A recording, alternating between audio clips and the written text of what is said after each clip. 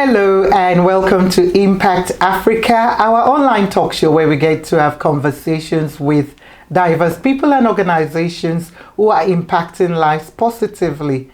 Yes, this is me, Kemi Akiode Adebayo, aka Mama K. In today's program, I've got a young, dedicated lady, Mrs Zulaiga Davids. She's the principal for Wonderland Educare, which is based in Delft, Cape Town.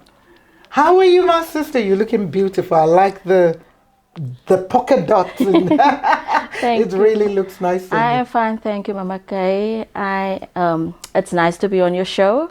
Thank you. So let's go first into knowing about you before we ask about what you do. Okay. Tell us about who you are. Where were you born? Life growing up? Anything you want to share? I grew up, I was born the 10th of May, 1984. Okay. And in Lotus River. We lived there for 5 years. We moved to Delft. When we moved into Delft, it was like still very empty. It was just these houses. Other places here in Delft wasn't built yet. Really? Yes, it was. So it was like a bare open. Wow. Yes. And I attended Delft primary school. Okay. And then we moved over to Ver Genoeg because then Ver Genoeg was developed.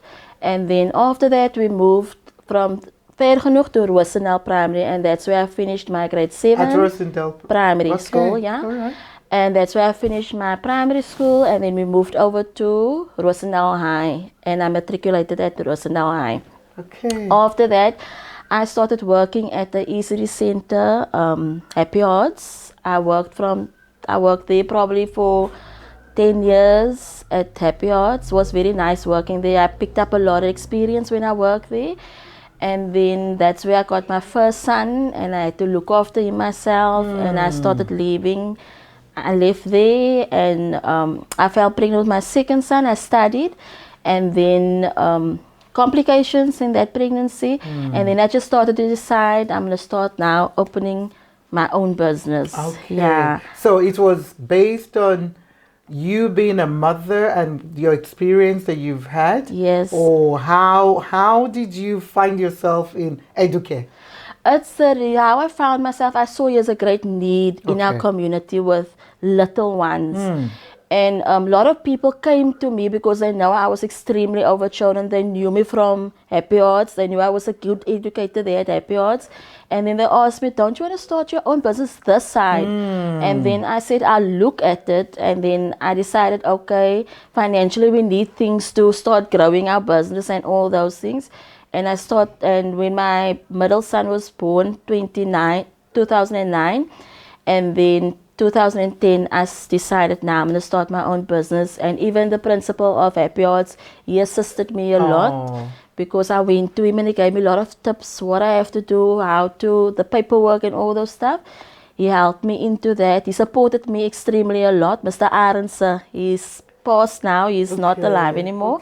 Was a very good father role model as well. Yeah. Awesome. That's good to have, because if you have someone who believed in you, because he must have believed in you, to have supported you, to say, okay, you worked there for 10 years, you said, which is not a joke. Yeah. So you must have made an impact, yes, there as well. So, which was probably why he supported, you started. So obviously, let's go a little bit, back now.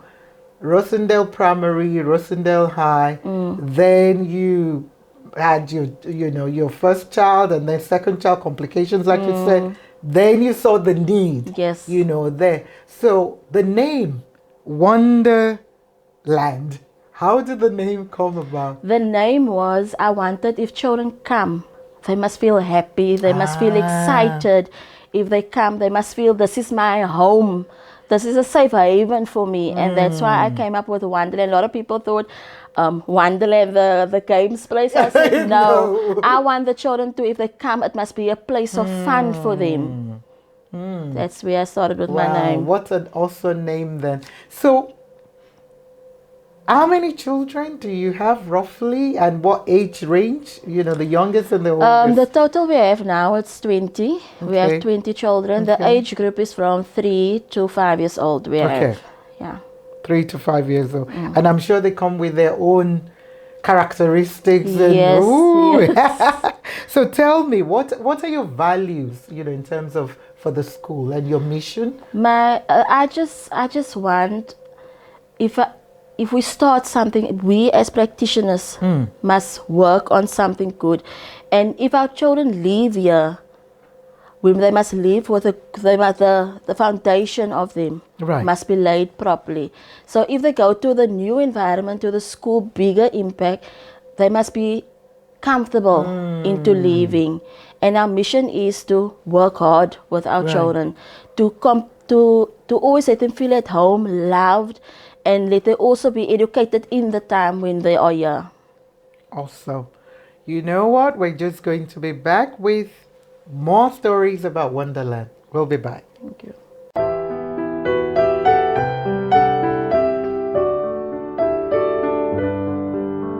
So Zulaiga, before we went on break there, your journey from being born in Lotus River, moved to Delft as a family with nothing, like you said, when you moved here. Let's share for you, life growing up in Delft. How has that been? And now you having, your children as well in Delft. How has that been? I know most of the time a lot of people hear the bad things, about our townships and areas. For you, what are the things that you love, about being in Delft? And yes, you could, tell us some of what you don't like as well about being in Delft. Well, for me, growing up Delft, it was actually fine. It was fine because I was involved in a lot of things. Okay. I was involved in drama, hockey. So I constantly had something to do. And it wasn't for me a tough life actually, because I love Delft. I really love Delft. I feel there's nothing wrong with Delft. Yes, we do have a lot of crimes going on, and from the time when I grew up and for my children now, it's for me more different, because the time when I was a teenager, I could walk 11 o'clock still outside because the crime rate wasn't so high here in Delft. Probably didn't even exist. Yes, because that time it wasn't Leiden and those places. And now I don't even let my children play outside because it's different. Yeah. And I always learn my children, even other children that I talk to at school, children that's my elder son's age, then I would always tell them, we come from Delft, and we don't. If people meet us from other places, they will say, "Where are you from? From Delft? Really?" Then I say, "Yes, we are from Delft," because a lot of people look at Delft as crime and not right people living here, like that. And then I say, "No, I live in Rosendaal in Delft," and I always would learn children, we mustn't show what people see Delft as. We must show people Delft, there's a lot of good that comes out of Delft. And even if people fear to go to Rosendaal High, putting their children into Rosendaal High and schools in Delft, then I say it's not the school, because we all come from these schools and look what we are today. So at the end of the day, it's the child. So then I would tell children at school, you must learn to become better. Show, coming out of Delft, we can do better. That's how I motivate a lot of children around here, because our youth, if you look around where our youth can go into drugs and a lot of wrong things, and we are here to speak to them a lot. That's why I will be here at my center, then I will go to the primary school as well, to speak to the children there, because there's a lot of children that needs lots of motivation, because they don't come now out of an environment like this. Then they come out of an environment where the father drink or the mother drink or drugs is going on, all those kind of things. So you are more or less like a role model. You can say so, yeah. No, because you've attended the school, you live here, you're in that school, like you said, you're going back to your primary, to your high school, to say, and now you're employing, and in education, as well, and you're employing other people within the community. So you are a role model. And what I will say is, you need to do more like you're doing, but I think that will help the young children, as well, in terms of the challenge you're sharing that, yeah, when you were young, you could play outside, but now you don't feel comfortable with your child doing that. So how does your child feel? You understand what I mean? How do we create an environment that allows children to be children and to feel safe, which is what you're doing with Wonderland. So your team, how many teachers or staff do you have? We were two. We were three altogether, but we added now a new intern I gave her the opportunity to go study. Okay. And because the interest was into also going into childcare. Right. Yeah. And so I told her, because she matriculated 2020, she matriculated and she didn't know which side to go. And her father came to me and her father asked me, and I said, no, I'm free to take her in, so she can go on with her career and everything. She started at Northlink. Now we got her in at Northlink. She worked with us last year and to pick up more things, because I told her it's not about just sleeping and playing. We do a lot of stuff here. It's not easy, but it's fun. I always tell them it's fun to go into this trade. And she's enjoying herself. Awesome. Yeah. And that is also one of my youth that I'm taking out of the community. Exactly. So you're already practicing, putting back. So we are now all together. We are 4. Okay. Yes, and she will tell me every day, Auntie Leiga, I'm really enjoying this trade. It's not for me like it's a bad thing I went into, because a lot of young people don't have the patience for children. Especially that age. Yes, and she have a lot of patience, also a very calm person. And my other teachers, they are awesome people. Right. They have been working for me. The one is now almost 10 years now with me, and she started with me. So what year did you start again? 2010. Wow, that's a long time. Yes, she's very long with me now, and the other one is now 5 years with me now. Yes. So you have long staying. Yeah. You must be doing something really, really right. Yes. Well, you're very calm yourself anyway, so I could sense that. But if you're working with three to 5, whoo, I don't envy. So what sort of activities do you do with the children? We do different. We work on a program, the NALS program, that was given from us from trainings and things that we went to stimulate the children more. Even where we take tips from where we study, like I studied at Northlink College. Right. And so we always, what we learn there, we come here and we let it happen here. We implement it at our center.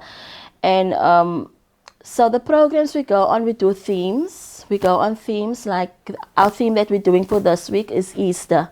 Okay. So there we go on, we're learning them the importance of Easter. It's not about just goodie bags and all those things. And the Easter egg. Yes.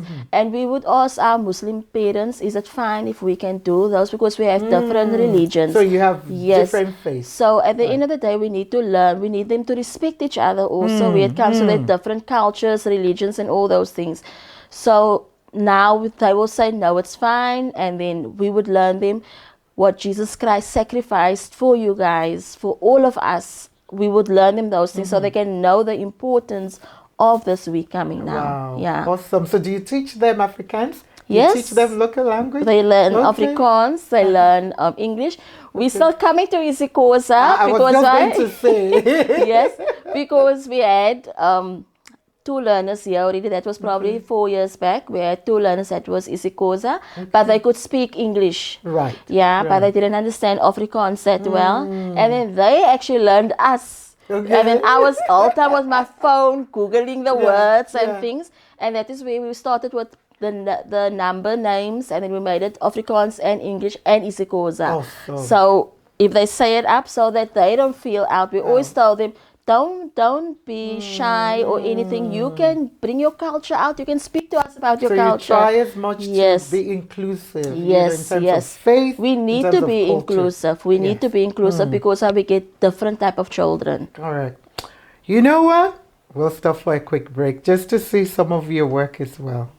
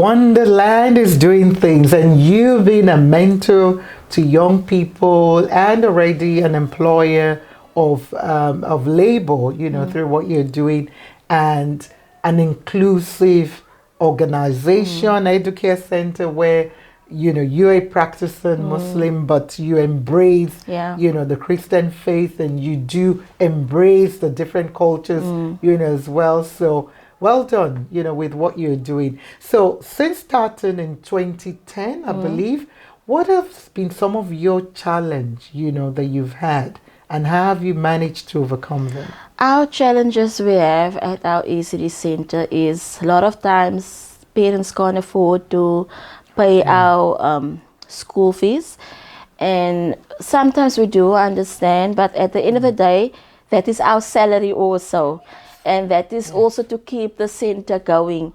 And there's a lot of organizations that don't reach out to us, like the government, things like that. That is a lot of challenges we're going through. Right. And sometimes I look at, okay, you guys are in Rosendaal, there is not so a great need. And then they will look at more in the underprivileged community, then they will get more than what we will receive, because you guys can still cope. It's like almost like we seeing it like that. Like, now you guys are not that underprivileged. But so it is, the area is. Yeah, but because our how can I say, they scale us. So in terms of you're not as bad as. Yes. So you guys can still cope, because a lot of us from Rosendaal, Voorburg, and those areas, it's like we work hard towards getting things. We will pay out of our own pocket to get things, to get the equipment that we need in our ECD center, so that the learning can go on.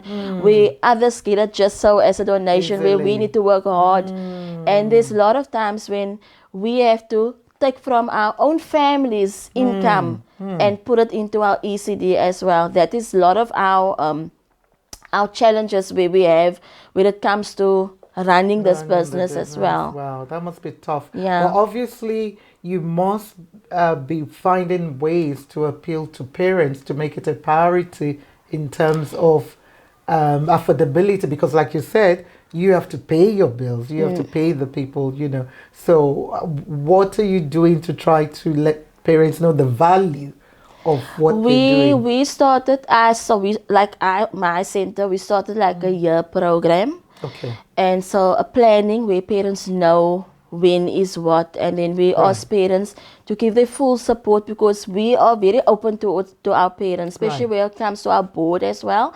Our board will inform them to tell the parents we are on a state where we don't have any income in our account, so we need to have a fundraising to do something. Okay. And as we explain to parents, we are here every day. There is not one day when we will stay out to be here for your children. So we just ask parents to just consider us also at the end of the day, because that's what they are paying is our income for our families as well. So do they pay fees monthly or Monthly. weekly? Monthly. Okay. And our fees is not that much. I'm sure it's not. If we have family of 2 children here, they only pay 500 each, and we have the half So you day. give discount Yes. for people who have more than. Yes. We give 300 rand discount on if you have the 2 children here, and then it is like if parents can't afford to pay the 600 rand for the month, and then we tell them, okay, there's a half day where you can pay 450. Right. Yes, so your child can just get that education in. And that's also a big hole in our pocket, because at the end of the day, I need to pay people that needs to be paid. So, but God is with us. Exactly. That is You're our passion. trying your best to continue to make it and affordable. what makes our job so wonderful, because it's our passion. If we know there's a loss this month, my teachers that I work with, they would understand. Right. But I will always try my best to sort them out first, because we say by doing this job, we need to have a passion also. It can't just go about money. Yes. We need to do it for the little ones. Yeah. Wow. Well done. So let me go on to Those are the challenges and how you're handling them. What are you mostly proud of? You've been running this for, a long time. For you, what are you mostly proud of? What I'm mostly proud of, if they leave here and they come to school, and if I'm on the SGB on school as well, Okay. and we have the diploma night, and I see all my little ones on the stage. That makes me very proud, because that shows me they got good education here. The foundation. And the foundation was laid properly. And what makes me very proud of what I'm doing is, if they come in the morning with that broad smile, no one is crying, everyone is happy to see us. If they're at home, school holidays, and they will send me voice notes to say, teacher, like, I miss you, and all those stuff. That makes me feel happy, proud of myself, because I know if this child come to me, I'm their mother, and they are safe if they come here. Awesome. Wow. So I'm now going to ask you, as an educator and somebody who's been in educare for a while, what are some of the life lessons, that for you, you've learned of experience that has worked for you, that might work for somebody else that want to say, you know what, I want to start an educare in Athlone. What do I need to do? Or I want to be an educator or work in an educare. What can you share with us? Life lessons, or what they need to do, or anything? What we need to do, if you really want to go into this trade, you must have love for children. That is the first thing. And it must be your passion. Because if a child don't feel your love, they're not going to be happy. And you need to have that passion to help the child at all time, and to always be there for the child, because we have different characters coming in every day. So at the end of the day, you can be how moody, but you need to have that smile and that joyfulness and the acceptance of just taking the child in. You need to have that. That is the main thing if you want to go into learning children. And patience. Okay. You need to have a lot of patience. And I'm sure as well you probably have had support from your mom and other family members, with when you first started. Yes. So will that be an essential thing to have? Yes, you need to have support from your family, because even if it was like functions, my family was my support. Where it comes to decorating a wall or doing things, because I started off when my children was little, and then I can still go pay a nanny to take care of them. So were they in your educare? They were in my educare. Okay. And then my husband, he was very supportive. He kept them, looked after them, because they can't be running after me if I'm busy doing something. So family support is also very, very, very important. Also, if you have your support from your family, then your business also goes good, because they understand the loopholes, they understand the difficulties, they understand. They have patience as like you have, because there's a lot of times when if my children come from school now, they do their homework and all those things. They're not in my educate now, because they're all grown up, all three of them. Yeah. So sometimes they will say, "Mommy, the creche children get more of your time." So that's why I would always explain to my parents as well. Also, if my ECD center closes at 5. That's my family time, because I'm already committing my whole life to your children. So respect me when it comes to my family time as well. Correct. That's interesting. So you are an entrepreneur as well, basically, because you're employing people, you're running your own business. What are some of the life lessons as an entrepreneur for a young person that might want to start off, a business? Might not be an educator, but from Delft, and say, I want to start up in business. What would you advise that person? Have a very positive mindset and must be motivated. Must be very motivated to go for what you want, because not everything goes smoothly. Never, never. There will always be that where you fall back, but you need to be motivated, because your mission must be for, I want to be there, and I want to achieve this in my life. So sometimes people will tell me, you're studying, you at school, it's your children, it's the Chris children, how do you cope? Then I just say, by the grace of God also. Because if I stand up in the morning, I just ask to lead my day and to let my day go as it has to go. Because I don't know how my day is going to go, because that is the only way how we can go also on. But we must always have a positive mindset, because things don't always go your way. If you have your positive mindset and your mission is that I want to achieve, then you will achieve things in life. Wow. You know what? We'll be right back for more.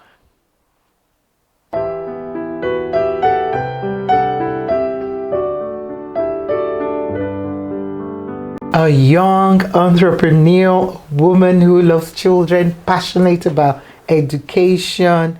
So we've mentioned some of the issues, in Delft, which most of the time you've had a good side to it, because you've always been busy. Your parents have brought you up, engaged in other things. So you saw more of the positive side, which I believe, like what you shared just before we went on break, the positive mindset, having that within you. So what are some of the other social issues that you're passionate, about, that you would like to see something done about, either in Delft or South Africa or Africa as a whole? There must come a lot of help out into our community, especially our young children. Especially our young children. Because if we look at our young children, it looks as if they grow up, it's like they are just looking into drugs, alcohol, and partying. And if I look at myself when I was a young person, I didn't have that. I didn't see that. I wasn't for party, drinking, doing drugs. And if we look at our youth of today, it's sad to see that's the vision that they see, the pattern that they want to go into, and they think it's cool. But if I look at the other side, it's like the foundation wasn't laid right. The foundation wasn't laid right. Maybe they didn't have enough support on the school. They struggled in reading or writing, and their parents don't have enough money for tutoring, or where other privileged parents will have that money to send their children for tutoring and all those things. I think there must come more help out for our children for that. Yeah. And even where they can use even us, because we are prepared to help children like that, where children struggle, and to motivate them more into growing up into being into a positive life, not into negative things, pregnancy and things like that. And when it comes to sports, we need that more in our children. We need that more. We need more people to come out and to speak to the children about life, because parents, there's a lot. I know I speak a lot to my children about what's happening and how things are going. But a lot of children go outside, they learn from their friends, and they think that's the right way to go. So the children need to be more educated, because I think our youth, that is real. It's a sadness to stand sometimes, and I just see they just doing drugs or they drinking, and it's not a nice sight, really. It's not a nice sight to see that. Thank you. Well, for those solutions, you share that there needs to be more, being done, in the community, more to speak up, and the foundation, you've been stretching that, which is important, because you are working in that. You are working in that foundation phase for them. So I want to just commend you, to salute you, to celebrate you, that, you might think, what am I doing, or why are we doing this with you? But why we're doing it is to allow others as well to see that this is possible, to give hope to some young Zulaiga somewhere on the other part of Cape Town, in Kalija, in Mfuleni, or even here in Delft, to say, well, if she can do it, she's lived in this area, and she's still living here, and she's looking good, and being positive, still, about what is going. That's what I'm hoping we can achieve, through this.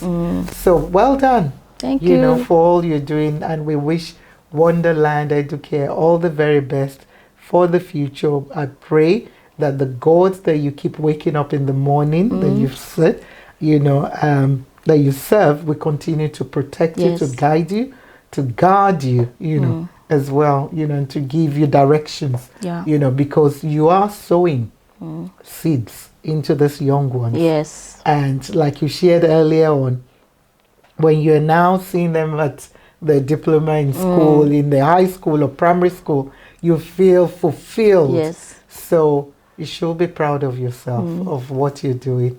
And I commend you. Thank you, Mama. Well done for all you're doing. So in closing, what I want you to do, if you don't mind, is to speak to anyone, I don't know, young people, young girls, parents, educators, government, I don't know, whoever that your heart says you could speak to, just help speak to them directly just now.